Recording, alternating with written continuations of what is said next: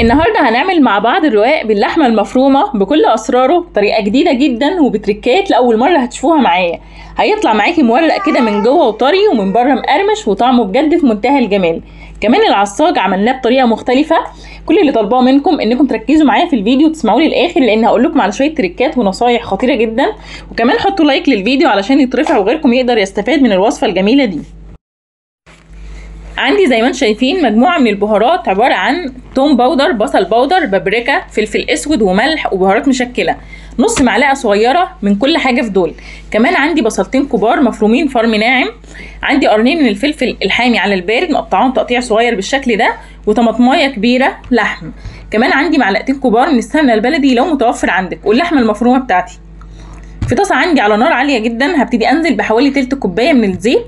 بعد كده هنزل بالبصل وابتدي اقلب فيه لحد لما يبتدي يدبل معايا. ولو حابين تضيفوا الوصفه توم فممكن تضيفوا فصين 3 من التوم المهروس. بعد ما البصل بتاعنا دبل هبتدي ننزل عليه بالفلفل الاخضر ونشوحه كده لمده دقيقه.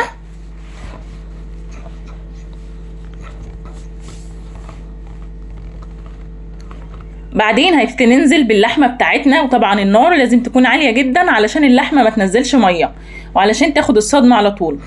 هبتدي افردها كده واحاول افكك فيها بالمعلقه بتاعتي او بظهر المعلقه لحد لما لونها يغير، وبعدين ننزل عليها بالبهارات اللي احنا قلنا عليها. واول ما البهارات بتاعتي تبتدي تسمع وريحتها تطلع انزل على الخلطه دي او على العصاج ده بطماطميه كبيره متقطعه لمكعبات صغيره، طماطم لحم ما يكونش فيها ميه ولا بذر. الطماطم هتخلي طعم الرقاق بتاعي مسكر جدا وكمان هتكسر اللون. ممكن كمان نضيف نص معلقه صغيره من هريسه الشطه وده اختياري. خلاص العصاج بتاعنا كان استوى، هبتدي بقى نجيب الشوربه بتاعتنا، والشوربه تكون دافيه معاكي علشان لو فيها دسم ما يبقاش مجلد كده ويزهقك. كمان عندي زي ما انتم شايفين الرقاق الناشف الخطير اللي انتم شايفينه ده، انا عملته على القناه، هسيب لكم اللينك بتاعه في صندوق الوصف. معلقتين السمنه البلدي اللي عندي هضيف منهم معلقه كبيره كده على الشوربه، والتركه الخطيره دي انك تضيفي معلقه صغيره من البيكنج باودر، ده هيخلي الرقاق بتاعك كده مورق وجميل. هنجيب الصينيه اللي هنعمل فيها الرقاق ونبتدي نديها دهنه كده محترمه بالسمنه البلدي او بالزيت او بالمتوفر عندك. بعد كده هجيب الرقاق بتاعي وابتدي اغرقه بالشوربه كده، انا عايزاه يتبل كويس جدا من الشوربه. طبعا هنغرقها بالشوربه من الناحيتين زي ما انتم شايفين كده، ونبتدي نحطها في الصينيه، وما تقلقوش خالص وما تقطعوش الاحرف بتاعتها، هقولك ازاي تعالجيها دلوقتي. هنفردها بالشكل ده. انا معايا بالظبط 5 رقاقات هعمل بيهم صينيه رقاق، هحط 3 رقاقات تحت وهحط الاثنين التانيين في الطبقه التانيه فوق العصاج. ضروري جدا ان احنا نخلي الطبقه اللي تحت من الرقاق اكتر من اللي فوق.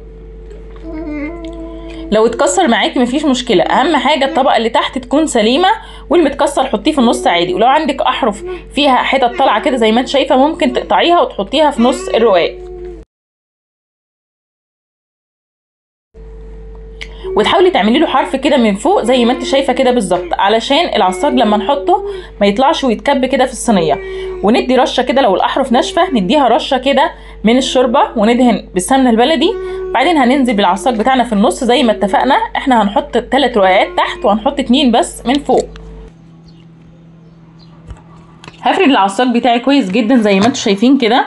اتمنى تتابعوا معايا لاخر الفيديو لان هقول لكم في الاخر نصايح وتريكات خطيره جدا مش لاحقه اقولها دلوقتي علشان ما تتوهوش مني. بجيب الرقاق كده وببتدي اقبله، وده للطبقه الثانيه اللي فوق العصاج زي ما انتم شايفين كده، اقبله كويس جدا. وبعدين ادخله تحت الحرف اللي انا عملته في الاول او في الطبقه الاولانيه زي ما انتم شايفين كده. من تحت انا حطيت 3 طبقات بس او 3 رقاقات بس، ومن فوق هحط 2. لو حابين تكتروا عن كده مفيش مشكله. بعد ما بنحط رقاق كده وزي ما اتفقنا لو في حاجه مكسره عادي نحطها برده مفيش مشكله، ونسقسق كده الاحرف بتاعتنا لو انت حاسه ان هي ناشفه معاكي. وندهن برده بالسمنه البلدي. والرقاق لازم يتقطع قبل ما يدخل الفرن لان انتوا عارفين هو بيطلع مقرمش من تحت ومن فوق، فبالتالي لو جيتي تقطعيه بعد ما يطلع من الفرن هيتكسر منك. هدخله الفرن في الرف الوسطاني على درجه حراره 200. اول ما يبتدي يتحمر معايا من تحت هطفي الفرن بتاعي من تحت واشغل الشوايه ياخد اللون الخطير ده، وبعدين نطلعه. ومن الافضل انك تغطيه كده بغطا وتسيبيه لمده 10 دقايق، هيكون طري معاكي وبجد هيطلع خطير. اعملوه بكل التريكات اللي قلت لكم عليها وبالاضافات اللي قلنا عليها للشوربه. معلقتين السمنه البلدي هيفرقوا جدا جدا فيه.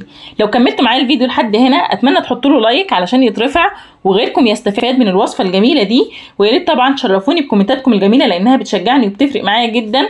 ولو بتشوفوني لاول مره فاشتركوا في القناه، هتلاقوا كلمه اشتراك مكتوبه باللون الاحمر تحت الفيديو، اضغطوا عليها وفعلوا زر الجرس اللي جنبها على الكل علشان تقدروا تشوفوا كل الافكار والوصفات اللي بنزلها يوميا اول باول.